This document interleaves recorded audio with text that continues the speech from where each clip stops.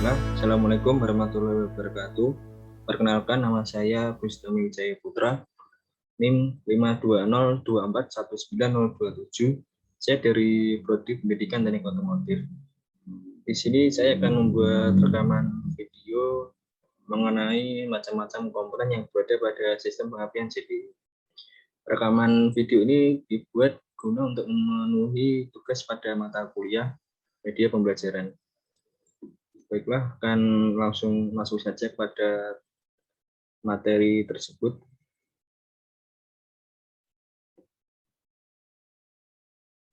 Baiklah, masuk pada macam-macam komponen sistem pengapian CDI. Bisa kita lihat pada gambar yang telah disediakan pada presentasi tersebut.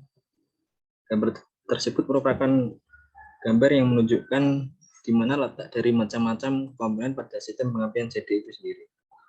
Mulai dari letak busi, pulser, koil, baterai, sekring, kunci kontak, serta busi dan lain-lainnya. Sistem pengapian CDI itu sendiri merupakan jenis sistem pengapian yang memanfaatkan CDI dalam pengaturan sistem pengapiannya. CDI akan bekerja untuk mengatur kapan waktunya percikan api dari busi bisa digunakan pada bahan bakar yang telah dipadatkan oleh piston. Pada sistem pengapian CDI sendiri dibedakan menjadi dua macam, yaitu sistem pengapian CDI AC dan sistem pengapian CDI DC. Masuk pada komponen yang pertama. Komponen yang pertama yaitu ada baterai. Pada baterai sendiri juga masih terdapat macam-macam komponennya, yaitu tempat untuk mengisi air aki atau terminal negatif, terminal positif. Baterai merupakan sebuah alat yang digunakan untuk menyimpan energi, umumnya yaitu energi listrik dalam bentuk energi kimia. Selain itu, baterai juga digunakan untuk mensuplai daya arus ke macam-macam komponen kelistrikan yang berada pada kendaraan bermotor. Lalu, komponen selanjutnya yaitu pickup coil. Pickup coil merupakan sebuah alat yang digunakan untuk menghasilkan tegangan pulsa atau sinyal. Yang sinyal tersebut digunakan untuk mengontrol penguat tegangan pada sistem CDI DC dan pengontrol atau pemicu SCR. Alat ini memiliki fungsi untuk menjemput sinyal dan sinyal tersebut menunjukkan timing untuk pengapian pada mesin itu sendiri. Lalu yang selanjutnya ada komponen voltage converter. Maaf, masih sedikit loading.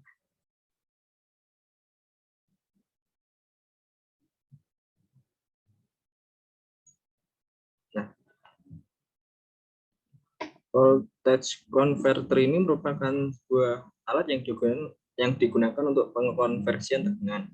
Alat ini berfungsi untuk mengkonversi tegangan induksi tegangan.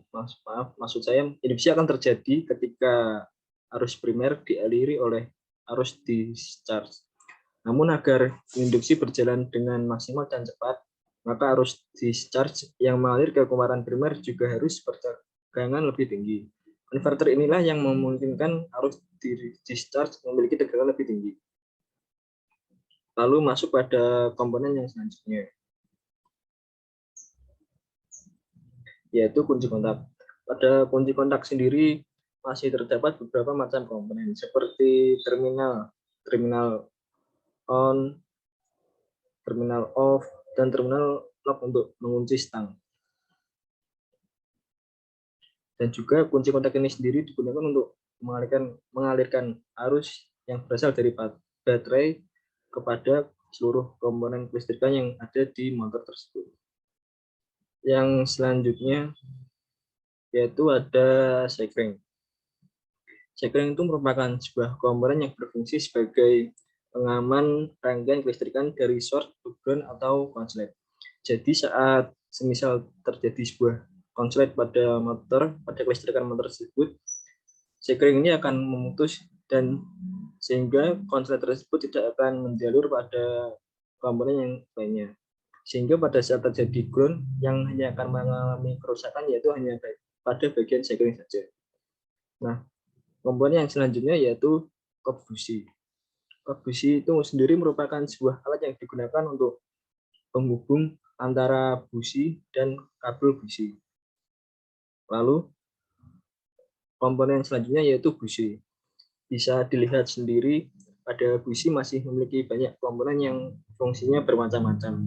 Ada seperti terminal nut, insulator, corrugation, terus ada juga gasket, spark gap, dan juga pada busi ini terdapat kodenya sendiri-sendiri, sehingga setiap busi itu memiliki jenis macam yang berbeda-beda.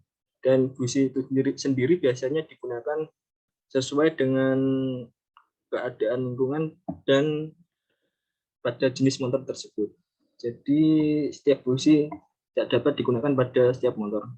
Sebenarnya masih bisa, tetapi hanya dengan beberapa resiko. Fungsi dari busi itu sendiri yaitu memercikkan api di dalam ruang bakar. Komponen selanjutnya yaitu spool dan rotor magnet. Nah, spool yaitu komponennya seperti lilitan magnet tersebut, terus ada juga rotor magnet. Spool sendiri merupakan sebuah komponen statis yang terletak di dalam unit bak motor sebelah kiri. Nah, untuk motor bertipe AC, maksud saya CDI AC, spool ini berfungsi untuk penghasil energi listrik yang akan digunakan oleh seluruh komponen di motor. Sedangkan pada tipe motor CDI DC, spool digunakan untuk mengaktifkan SCR yang berada di CDI. Rotor magnet sendiri berfungsi, maksud saya rotor magnet sendiri merupakan sebuah komponen magnet yang berbentuk tromol atau lingkaran, bisa dilihat pada gambar tersebut, yang rotor magnet ini terhubung pada poros engkol mesin, dan rotor magnet sendiri memiliki fungsi untuk mengubah putaran dari poros engkol menjadi energi listrik. Lalu komponen yang selanjutnya yaitu kabel busi. Kabel busi sendiri merupakan sebuah komponen yang digunakan untuk mengantarkan listrik bertegangan tinggi yang berasal dari koil lalu ke kop busi, lalu ke busi. Dan komponen yang selanjutnya yaitu ignition coil.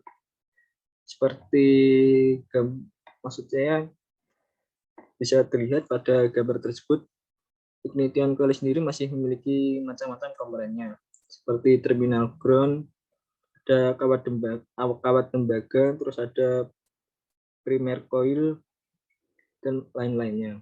Nah, ignition coil sendiri merupakan sebuah komponen pada sistem pengapian yang fungsinya yaitu untuk menaikkan tegangan aki atau dari baterai yang asalnya 12 volt menjadi 25.000 volt. Yang dimana tegangan tersebut telah naik lalu akan dikirim ke busi untuk menciptakan percikan bunga api di dalam ruang bakar. Lalu untuk komponen yang terakhir yaitu CDI.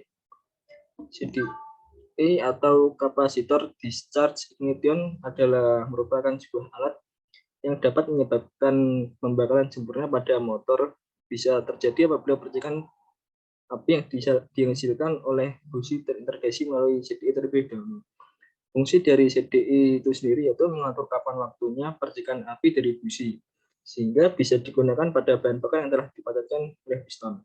Nah, pada komponen CDI sendiri terdapat macam-macam komponennya. Terlihat pada gambar tersebut ada dioda tegangan tinggi, lalu ada juga resistor, LCO, SCR atau transistor, dan juga kapasitor.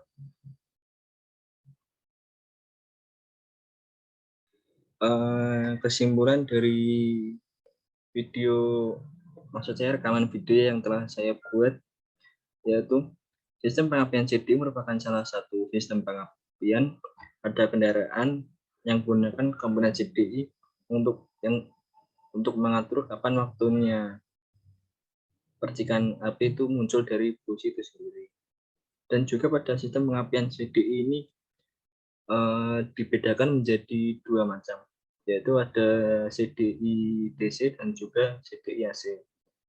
Untuk kedua jenis sistem pengapian tersebut memiliki sedikit perbedaan dari cara kerjanya.